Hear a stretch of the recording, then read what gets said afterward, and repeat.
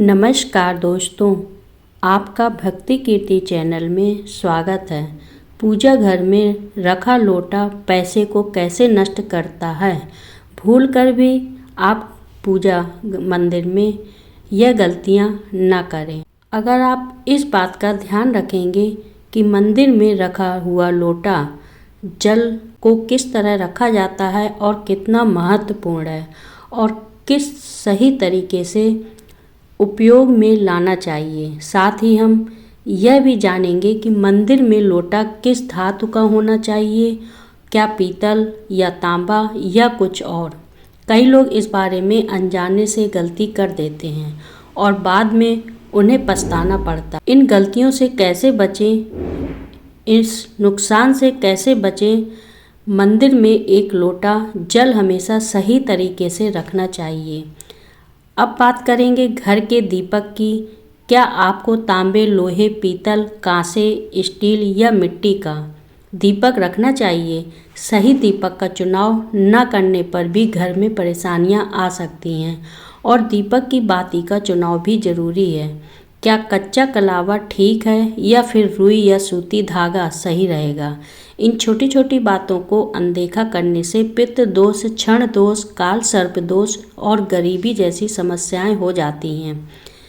यदि आप इस वीडियो को पूरा देखेंगे तो आपको इसकी जानकारी सही तरीके से मिल जाएगी। कृपया वीडियो को लास्ट तक जरूर देखें। मुख्य द्वार पर जल छिड़कने का सही समय और सही तरीका क्या है। क्या इसे स्नान के बाद करना चाहिए या बिना स्नान के भी किया जा सकता है।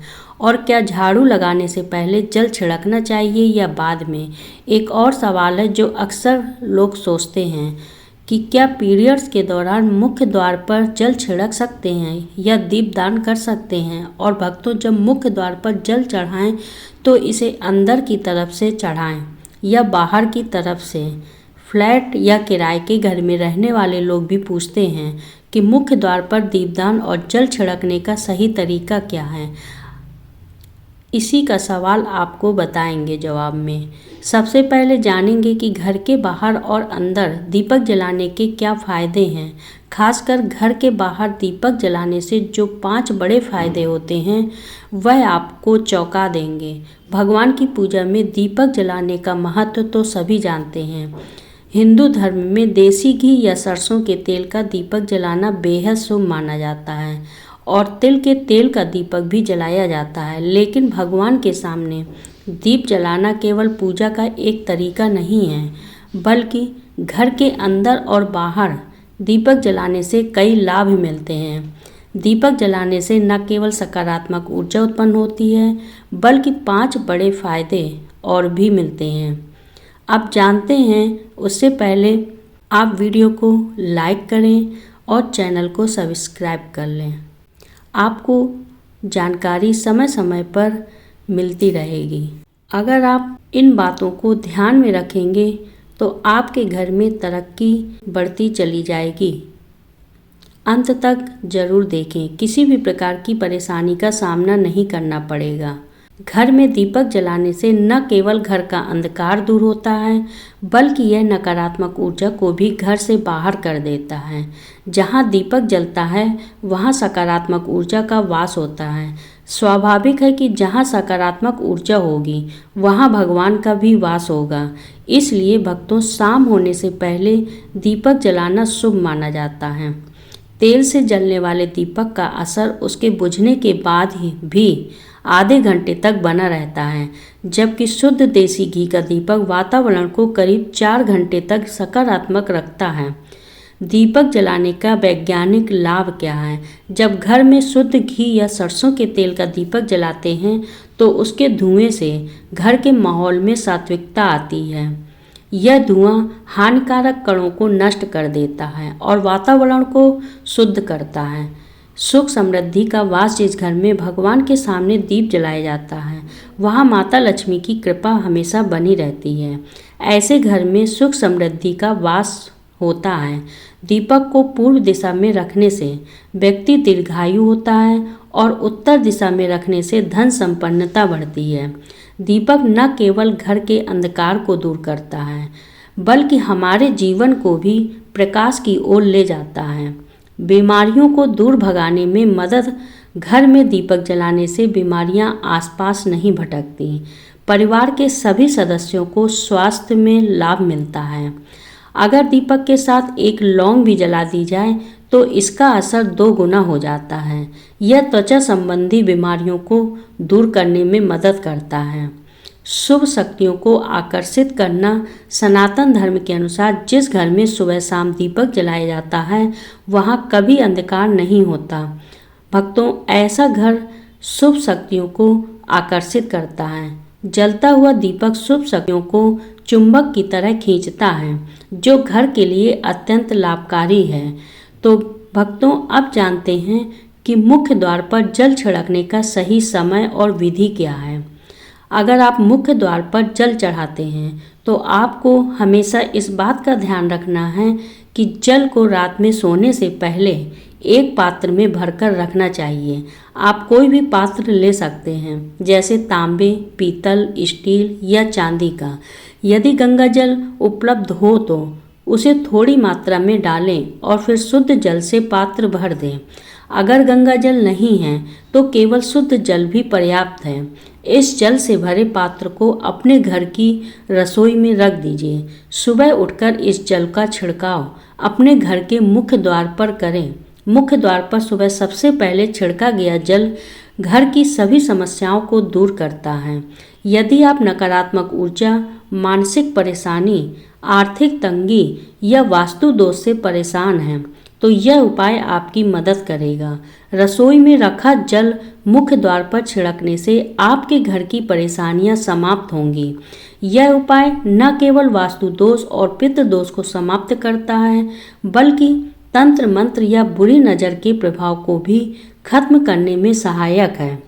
इस उपाय को नियमित करने से घर में सुख समृद्धि बनी रहती है और बीमारियों से भी मुक्ति मिलती है। आपको यह जल सूर्योदय से पहले मुख्य द्वार पर छिड़कना चाहिए। अगर सूर्योदय के बाद आप मुख्य द्वार को अन्य जल से धोना चाहें तो यह कोई समस्या नहीं है, लेकिन यह विशेष जल सूर्योदय से पहले ही छिड़क दिया जाना चाहिए। अब कई लोग पूछते हैं कि क्या यह जल छिड़कने से पहले स्नान करना जरूरी है या बिना स्नान किए भी इसे किया जा सकता है। जो जल हम सुबह मुख्य द्वार पर छिड़कते हैं वह एक महत्वपूर्ण उपाय है। इसे स्नान करने के बाद करना आवश्यक नहीं है। सुबह जल्दी उठें, सबसे पहले रसोई में जाएं और पहले से रखे जल को लेकर मुख्य द्वार पर जाएं। मुख्य द्वार पर खोलें और इस जल का छिड़काव करें। जल छिड़कते समय अपने पितरों और माँ लक्ष्मी का ध्यान जरूर करें। ऐसा भी कहा जाता है कि सुबह सुबह माँ लक्ष्मी हर घर के द्वार पर आती है। जिन घरों के द्वार खुले होते हैं और जहाँ जल का छिड़काव किया गया होता है वहाँ माँ लक्ष्मी प्रवेश करती हैं। जल छिड़कते समय अपने मन में माँ लक्ष्मी से प्रार्थना भी करते जाएं और लक्ष्मी की कृपा मेरे घर में प्रवेश करें, मैं आपका स्वागत करने के लिए तैयार हूँ। इसके बाद पितरों का ध्यान करें, क्योंकि घर की दहलीज को पितरों का वास स्थान माना जाता है। जब आप दहलीज पर जल छिड़कते हैं तो पितर प्रसन्न होते हैं और उनका आशीर्वाद आपको मिलता है। स्नान करने की आवश्यकता नहीं है, आप बिना स्नान किए भी यह कार्य कर सकते हैं। अब आपके अगले प्रश्न की बात है कि क्या जल का छिड़काव झाड़ू लगाने के बाद करना चाहिए या पहले। इसका उत्तर यह है कि सुबह उठने के बाद सबसे पहला कार्य जल का छिड़काव ही करना चाहिए। इसके बाद आप झाड़ू लगा सकते हैं। सुबह उठते ही सबसे पहले बिस्तर पर बैठकर अपने दोनों हथेलियों को देखें और माँ लक्ष्मी का ध्यान करें। भक्तों, यदि चाहे तो निम्न मंत्र का उच्चारण कर सकते हैं। कराग्रे वस्ते लक्ष्मी कर मध्य सरस्वती कर मूले तू ब्रह्मा प्रभाते कर दर्शन। फिर दोनों हाथ जोड़कर देवी देवताओं को प्रणाम करें। इसके बाद हाथ से धरती को स्पर्श कर प्रणाम करें और धीरे से अपना दाहिना पांव जमीन पर रखें। फिर रसोई में जाकर जल लें और मुख्य द्वार पर जल छिड़कें। जल छिड़कते समय माँ लक्ष्मी और पिता का ध्यान अवश्य करें। भक्तों, उसके बाद आप अपने घर के अंदर आकर अपनी दिनचर्या जैसे झाड़ू लगाना, स्नान करना आदि कर सकते हैं। अब कुछ लोगों का यह भी कहना होता है कि क्या जल छिड़कने के बाद मुख्य द्वार की सफाई की जा सकती है? तो हाँ, आप ऐसा कर सकते हैं। पहले रसोई में रखा जल मुख्य द्वार पर छिड़कें। इसके बाद अतिरिक्त पानी लेकर मुख्य द्वार की अच्छे से सफाई झाड़ू या पानी से कर सकते हैं। कुछ लोग कहते हैं कि अगर वे फ्लैट या किराए के कमरे में रहते हैं तो जल का छिड़काव और दीपदान कहाँ करें? तो इसका उत्तर यह है कि आप जहाँ भी रहते हैं वहाँ के मुख्य द्वार को ही माने, मतलब कि जिस दरवाजे पर आपका नाम लिखा हो या नेम प्लेट लगी हो वहीं जल छिड़कें और दीपदान करें।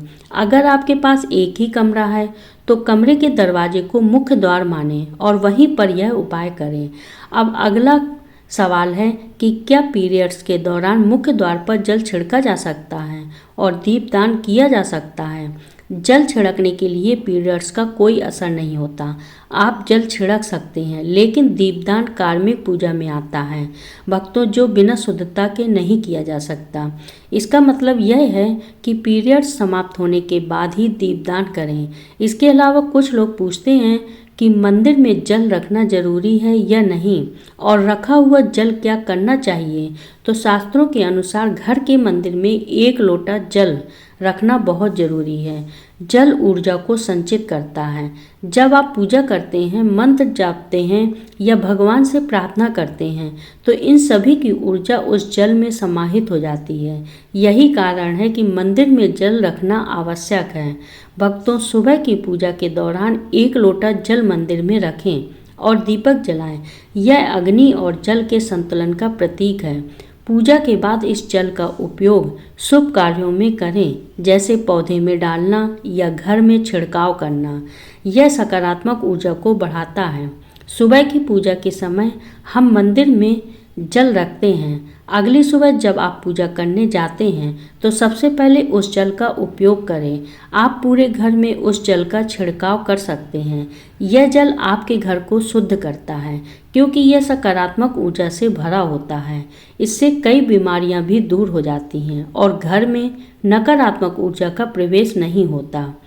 अगर आप नियमित रूप से इस जल का छिड़काव करते हैं तो आपके घर की समस्याएं धीरे धीरे खत्म हो जाती हैं। कभी कभी लोग यह शिकायत करते हैं कि दवाइयां असर नहीं करती। ऐसे में अगर दवाइयों के साथ साथ रोगी को इस जल से पानी दिया जाए तो दवाइयां जल्दी असर करने लगती हैं। इसी तरह अगर परिवार में कलह और झगड़े रहते हैं तो परिवार के सभी सदस्य इस जल को थोड़ा थोड़ा पी सकते हैं। इससे धीरे धीरे सकारात्मक विचारों का प्रवाह शुरू होता है और घर में शांति और समन्वय बना रहता है। अगर आपका कोई व्यापार है या दुकान है तो इस जल को थोड़ा सा छिड़काव वहाँ भी करें। यह आपके व्यापार को सफल बनाता है और किसी भी तरह की परेशानी से बचाता है, क्योंकि यह जल बेहद सकारात्मक ऊर्जा से भरा होता है। मंदिर में जल क्यों रखा जाता है? जल को अमृत माना जाता है और यह देवी देवताओं के लिए विशेष महत्व रखता है। भक्तों, मंदिर में 1 लोटा जल रखना उतना ही आवश्यक है जितना कि आप रोजाना भोजन करते हैं। जब हम भगवान की पूजा करते हैं तो तांबे या पीतल के पात्र में 1 लोटा जल जरूर रखना चाहिए। यह जल एक सागर की तरह होता है और हमारे जीवन के दुखों को समाप्त करने में मदद करता है। यदि कोई व्यक्ति भगवान को रोजाना भोजन नहीं करा सकता तो वह मंदिर में 1 लोटा जल रख सकता है, जिससे उसकी पूजा पूरी होती है, ताकि भगवान इसे ग्रहण करें और यह जल रूपी प्रसाद अगले दिन सुबह आप प्रसाद समझकर ग्रहण करें। लेकिन याद रखें, मंदिर में रखा जल कभी भी तुलसी में अर्पित नहीं करना चाहिए, क्योंकि यह जल सभी देवी देवता ग्रहण करते हैं। अगर आपके घर में लड्डू गोपाल या राधा कृष्ण हैं और आप 1 लोटा जल उनके लिए भी अर्पित करते हैं तो आप अगले दिन यानी सुबह के समय वह जल तुलसी में चढ़ा सकते हैं। मंदिर में रखा जल अगले दिन यानी सुबह अपनी आँखों को धोने के लिए प्रयोग करें। इससे आँखों की रोशनी बढ़ती है और आँखों की बीमारियां भी दूर होती हैं। शास्त्रों के अनुसार जो लोग मंदिर में एक लोटा जल भरकर नहीं रखते, उनके घर में अकाल पड़ जाता है, घर की स्थिति खराब हो जाती है, परिवार में मुसीबतें आती रहती हैं और गरीबी का हमेशा सामना करना पड़ता है। आप चाहें तो एक लोटा जल में फूल आदि डालकर रख सकते हैं, जो बहुत शुभ माना जाता है। मंदिर में रखा जल एक और उपयोग यह है कि इसे घर की रसोई में खाना बनाने में या पीने में भी प्रयोग कर सकते हैं, लेकिन यह जल तभी इस्तेमाल करें जब आपके घर में सात्विक भोजन बनता हो। अगर लहसुन या प्याज का इस्तेमाल होता है तो इस जल का प्रयोग खाना बनाने में नहीं करें। भक्तों, इस जल को परिवार के सभी सदस्य थोड़ी थोड़ी मात्रा में पी सकते हैं और बचा हुआ जल आप घर के पौधे में डाल सकते हैं। यह जल व्यर्थ नहीं होता, इसके बहुत सारे उपयोग भी होते हैं। अगर हम सही तरीके से इसका उपयोग करें तो यह हमारे जीवन की परेशानियों को सुलझा सकता है। मंत्रों से अभिमंत्रित जल बहुत शक्तिशाली होता है और हमारे घर के मंदिर में रखा जल देवताओं का आशीर्वाद होता है भक्तों, क्योंकि वह हमेशा देवताओं के पास होता है। इस जल में सभी सकारात्मक शक्तियाँ समाहित होती हैं और अगर हम इसका सही प्रयोग करें तो यह हमारे जीवन में सकारात्मक परिवर्तन ला सकता है। मतलब कि आप जल को पीने में, खाना बनाने में, घर में छिड़काव करने में इस्तेमाल करते हैं तो इससे हमारी समस्याओं का समाधान होता है। और अगर कोई भी कार्य नियमित तौर पर किया जाता है तो हमें उसका लाभ जरूर मिलता है। कभी कभी करेंगे तो उतना लाभ दिखाई नहीं देगा, लेकिन अगर आप नियम बना लें कि हर रोज़ उसी जल से घर में छिड़काव करना है, घर के हर व्यक्ति को थोड़ा थोड़ा पीने के लिए देना है, बचा हुआ जल पौधे में डालना है, दुकान पर छिड़कना है या व्यापारिक स्थल पर छिड़काव करना है, बच्चों की किताबों और तिजोरी में छिड़काव करना है, तो आपको निश्चित ही चमत्कार देखने को मिलेगा। भक्तों, इसी तरह से जो रसोई में रखा हुआ जल होता है उसका छिड़काव आप अपने घर के मुख्य द्वार पर करें तो इसका लाभ बहुत जल्दी दिखाई देगा। लेकिन इसे अपने रूटीन में शामिल करना होगा और प्रतिदिन नियम से यह कार्य करना होगा, तभी आपको लाभ मिलेगा। कई लोगों के सवाल भी होते हैं कि मंदिर में रखा जल जब हम अगले दिन उठाते हैं तो उसमें कभी कभी कीड़े मकोड़े पड़ जाते हैं, तो क्या हम उसे ढक सकते हैं? हाँ, आप उसे पूजा के बाद किसी प्लेट या कटोरी से ढक सकते हैं। जब आप अगले दिन उस जल को उठाएंगे तो वह बिल्कुल शुद्ध और साफ सुथरा होगा।